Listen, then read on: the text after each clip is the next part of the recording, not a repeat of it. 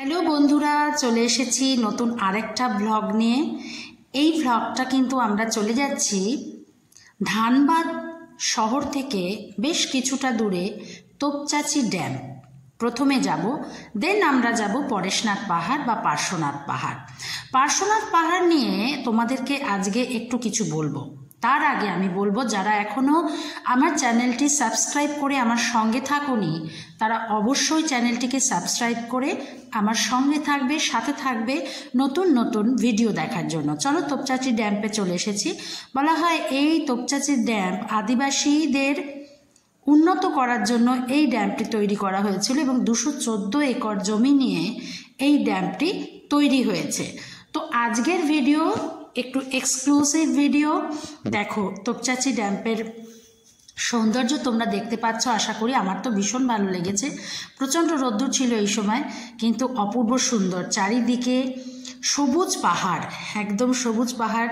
তো যারা যারা বন্ধুরা একদিন টাইম আছে হাতে, 24 ঘন্টা টাইম যদি তোমাদের থেকে থাকে, আমি বলবো অবশ্যই তোমরা এখানে ভিজিট করতে পারো, আসতে পারো। তো এটা হচ্ছে সামনেই ঠিক উল্টো দিকেই একটা হনুমানজির মন্দির আছে। বেশ খানিকটা সিঁড়ি, প্রায় 100-150 সিঁড়ি বেয়ে তবে এই মন্দিরে ওঠা যায়। তো তখন বন্ধ ছিল মন্দির, আমরা যখন গেছি দুপুর 12টা বাজে। তো দেখো, আমরা সুন্দর একটা দৃশ্য তোমাদের দেখাচ্ছি। আচ্ছা, দেন তারপরে আমরা চলে গেছি সোজা ওখান থেকে পার্শ্বনাথ বা পরেশনাথ পাহাড়ে। পরেশনাথ পাহাড় সম্পর্কে তোমাদের কিছু বলবো। এটা হচ্ছে কারেয়া মন্দির, যেটা পার্শ্বনাথকে নতুনভাবে চেনাতে শিখিয়েছে। অবশ্যই তোমরা সাবস্ক্রাইব করো চ্যানেলটাকে, বলবো। এরপরে তোমাদের ইনফরমেশন দিচ্ছি পরেশনাথ পাহাড় সম্পর্কে। পরেশনাথ হলো পরশনাথ পর্বতশ্রেণীর একটি পর্বতশৃঙ্গ। এটি ভারতের ঝাড়খণ্ড রাজ্যের গিরিডি জেলার ছোটনাগপুর মালভূমির পূর্ব প্রান্তে অবস্থিত। পাহাড়ের নামকরণ হয়েছে পার্শ্বনাথের নামে, যিনি 23তম জৈন তীর্থঙ্কর এখানে পরিত্রাণ পেয়েছিলেন। এই প্রসঙ্গে পাহাড়ের চূড়ায় জৈন তীর্থ শিখরজি রয়েছেন। তো আমরা পার্শ্বনাথ পাহাড় সম্পর্কে কিছু কথা তোমাদেরকে জানাবো। যেমন ধরো, পার্শ্বনাথ, এই যে করেয়া মন্দিরটি দেখছো, এটা নতুন তৈরি হয়েছে বন্ধুরা, এবং সমস্ত কিছু কিন্তু পাহাড় মানে সাদা পাথর কেটে এগুলো মূর্তিগুলো তৈরি হয়েছে। সাদা পাথরের মূর্তি, মানে মার্বেল পাথরের। তো তোমরা অবশ্যই এখানে ভিজিট করবে, আমি তো চাইবো। মানে দেখছো রাত্রিবেলা, এটা কিন্তু রাত্রে শ্যুট করা হয়েছে।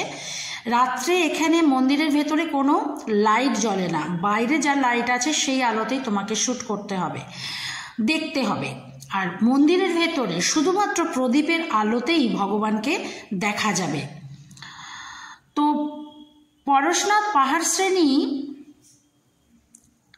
এখানে এই পরেশনাথ পাহাড় শ্রেণীর উচ্চতা হচ্ছে 1365 মিটার, মানে 4478 ফুট।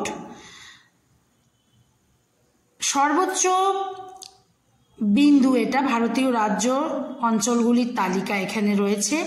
তো আমরা যেখানে ইতিহাস বলছি, ঐতিহাসিকভাবে পরেশনাথ বা সমেত শিখরজি একটি প্রাচীন জৈন তীর্থস্থান, এটা আগেই বলেছি।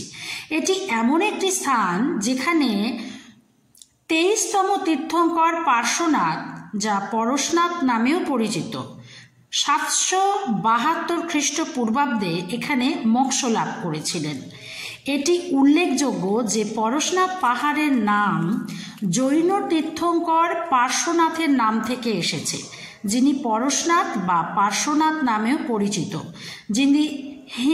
যিনি খ্রিস্টপূর্ব 8ম শতাব্দীতে এখানে মোক্ষ লাভ করেছিলেন। 70 বছর ধরে ধর্ম প্রচারের পর পার্শ্বনাথ বা পরেশনাথ পাহাড়ের শিখরজিতে মোক্ষ লাভ করেন।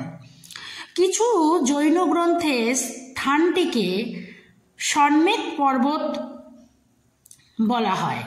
জৈন ধর্মে এটি সম্মানিত, কারণ এর 24 জন তীর্থঙ্করের মধ্যে 20 জন সেখানে মোক্ষ লাভ করেছিলেন বলে বিশ্বাস করা হয়। চন্দ্র পঞ্জিকা অনুসারে শ্রাবণ শুক্লা সপ্তমীতে 100 বছর বয়সে জৈন ঐতিহ্যে তার মোক্ষ জন্ম ও মৃত্যুর চক্র থেকে মুক্তি হয়েছিল। মোক্ষ মহাসপ্তমী হিসেবে পালিত হয়। এতটা বললাম, এবার আমি 500 में 4 मेंबर है, 3 to 4 member. AC non AC rooms सब अवेलेबल हैं। एसी रूम्स स्टार्टिंग प्राइस 800 है, 800, 1000, 1200। सब रूम में तो आपका ये है बेड बाथ अटैच आएगा, वेस्टर्न कमोड है सभी रूम्स में। ठंडा पानी गर्म पानी अवेलेबल है 24 आवर। गर्म पानी आपको जस्ट आपके रूम के बाहर अवेलेबल मिल जाएगा। पीने का आरओ लगा हुआ है प्रॉपर। लाइट पानी प्रॉपर 24 घंटे रहती है। अच्छा, आपका फ़ोन नंबर बता दीजिए। 9431505680। इधर कहाँ पर बोर्ड है लिखा हुआ था? इधर बोर्ड है, बोर्ड का नंबर भी हम दे दे रहे हैं आपको, आप लोगों को।